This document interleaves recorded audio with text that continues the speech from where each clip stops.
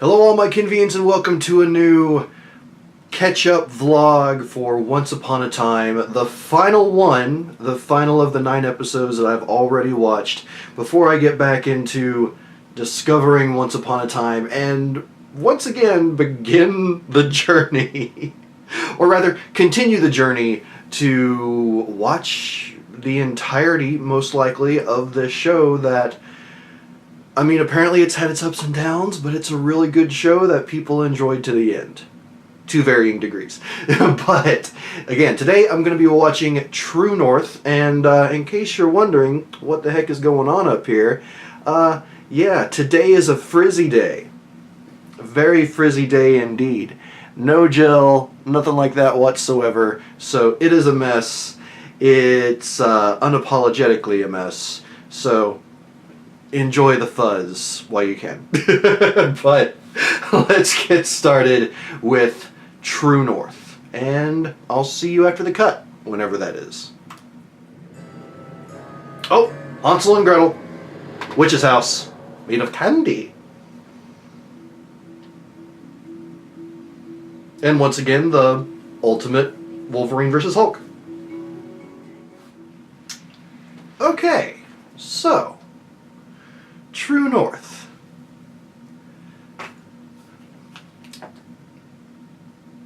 It's an interesting episode.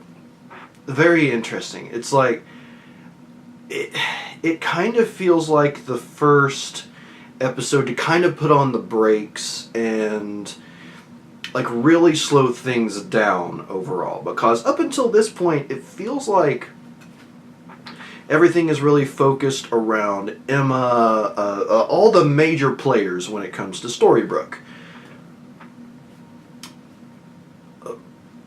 But yeah, this one focusing on Hansel and Gretel, or Hansel and Gretel. I'm pretty sure it's supposed to be pronounced Hansel. And their father. It's it's different, but at the same time it does further expand on Emma's experiences growing up. It gives us more information on, Emma's past, Henry's father, kind of, and the idea of Emma and Mary Margaret being daughter and mother is explored a little bit more. Neither of them believe it, even though it did seem like Mary Margaret had just like that little moment when she held the blanket to her face, like, you know, just a little bit of realization, but wiped away by the curse. So yeah, not a great episode, but it definitely had some really good elements to it, in my opinion. So, let's talk about some of that.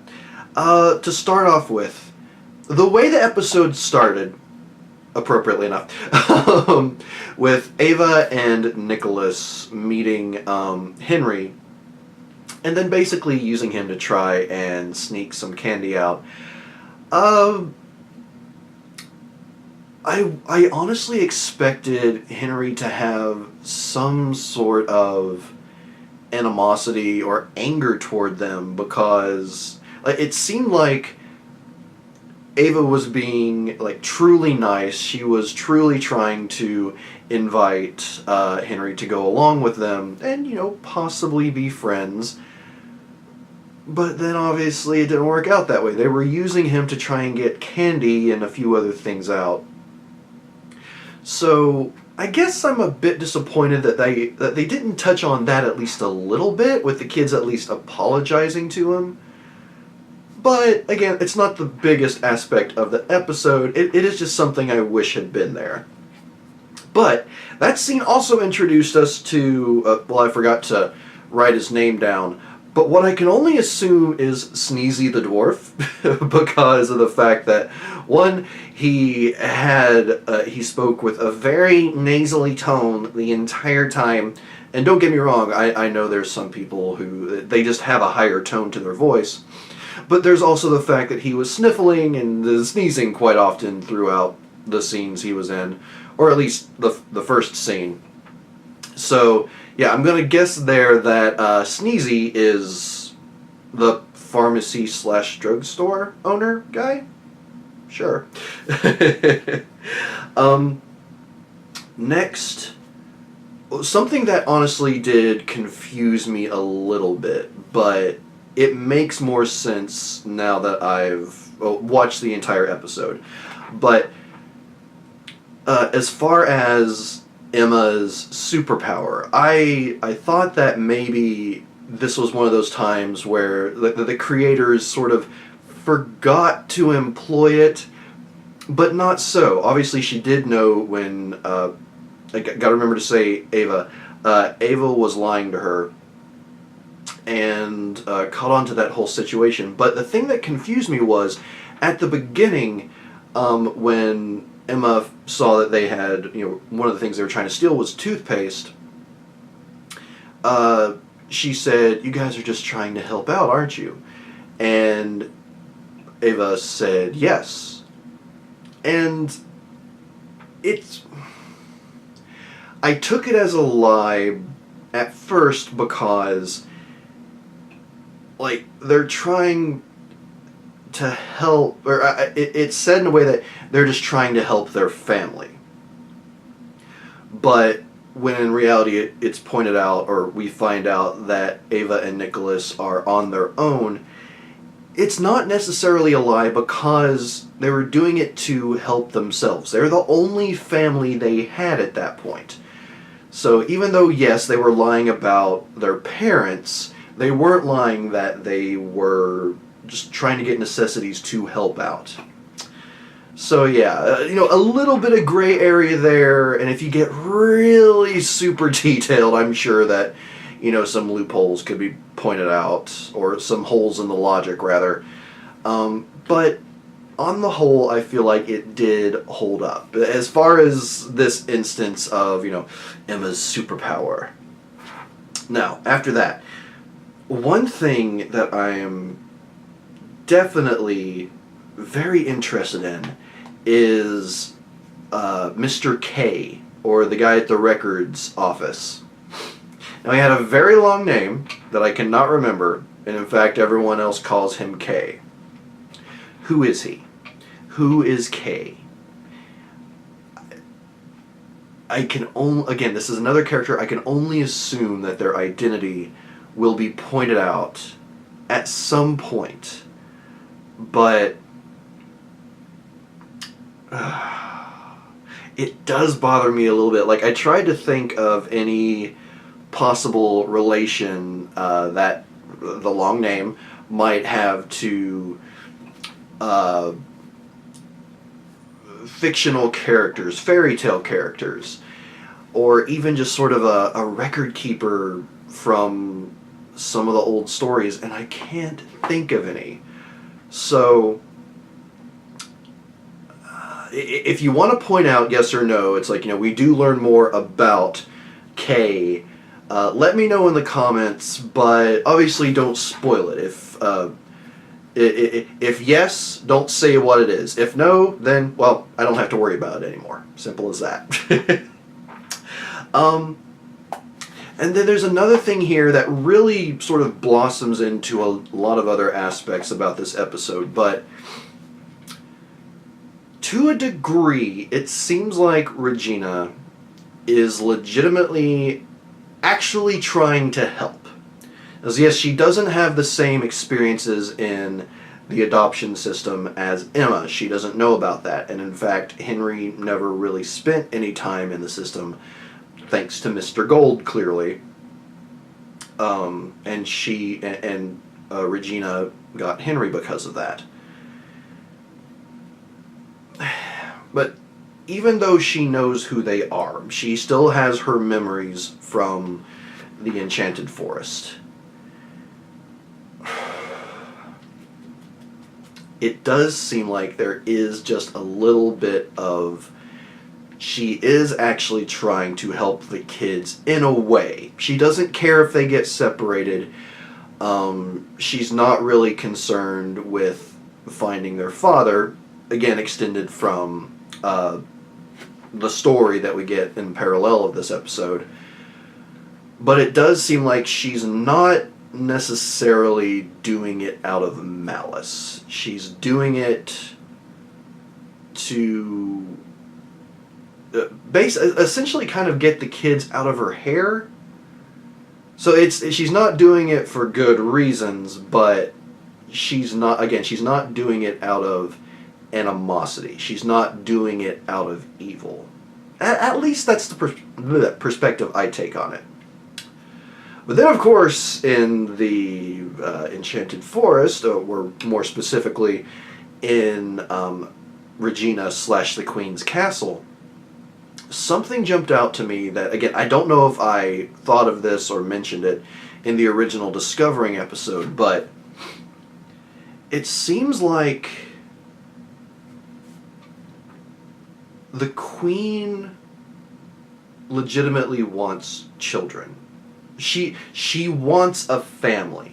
She wants people to love her. And obviously when Gretel rejects that, because it was definitely more Gretel that did the rejecting. Hansel seemed like he was potentially kind of on board because they would have whatever they wanted. But up until that point, and this really, in my opinion, this says a lot about the actress's just ability to emote. It seemed like there was actual, like, happiness on her face. It was like, these kids impressed her. These kids did what she wanted to do.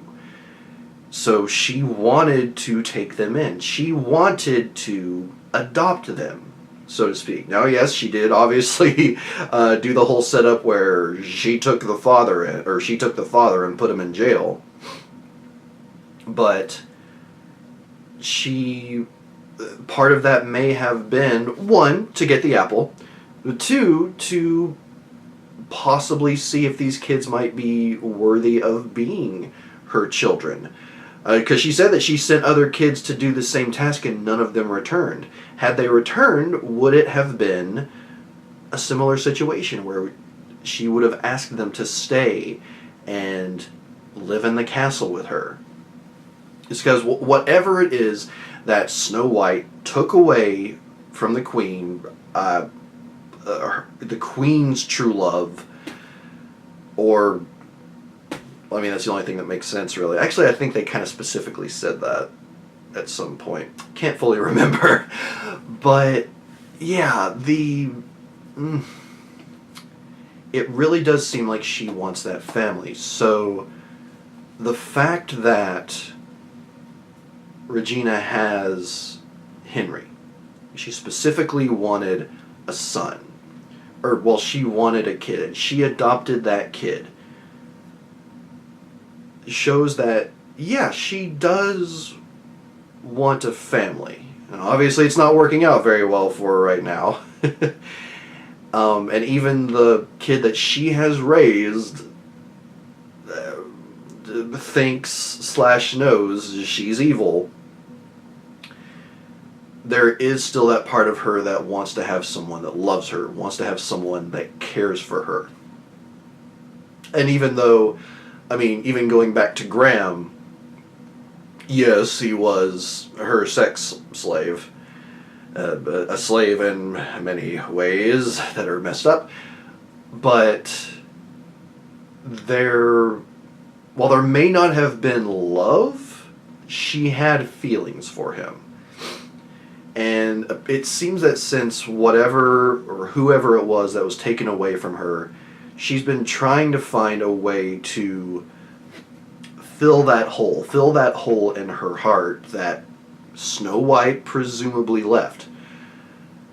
And even Snow White kind of, I don't know if she admitted or believes that she actually is responsible for that, because she told that to the hunter / I guess Graham, if that was his name, back in the Enchanted Forest. I don't know. But regardless, yeah, so that's just kind of my long-winded idea about what's going on with Regina / the Queen. And I think just sort of this idea that, yes, she's evil, yes, she's does a lot of messed up things, but there's still this potential for a light side to her. There's this feasibility that there is good in her. It's just incredibly twisted. And maybe it'll come out one day. Unless Regina dies. I don't know. But moving on from there. And this is something that I know this is coming from the perspective of an adult. And I know the Hansel and Gretel fairy tale / fable is a cautionary tale or whatever. But when the queen says don't eat anything, and Gretel tells Hansel several times, strangely loudly, in a house of someone that is one deaf and two asleep. I mean, not deaf. One blind and two asleep, unknowingly how lightly, but says, don't eat anything. Not even a lick. But all the same, he doesn't even, like, grab something and wait until they're out of the house. He waits until, like, he grabs something before Gretel has grabbed the satchel, and then he bites on it, like, immediately after she grabs it. So, I don't know. Maybe it can be explained as, like, there's this magical enchantment that around the food that just really draws people in. Because, you know, I have a sweet tooth. I'm drawn to sweet things. If I saw all of that in front of me, I would be very tempted. Unless someone told me specifically to not eat anything in the house. Or possibly even the house. Because, obviously, there was edible stuff outside. But yeah, that just always drives me crazy. I remember it drove me crazy, or I feel like it did, the first time I saw it way back when. But it didn't bother me any less this time. It's really frustrating. But obviously it has to go along and build up the tension. And that being said, the blind witch, she's hot. Yes, literally, at the end of her life. But she's very attractive. Yeah, that's all I have to say about that. But, moving on from there, one of the big things that they revisit in this episode, and I kind of touched on it already, but adoption, the system, and just the dark side of it that really is only seen by people who have experienced it, or people who they know about the dark side of the adoption system in the US, and likely elsewhere in the world as well.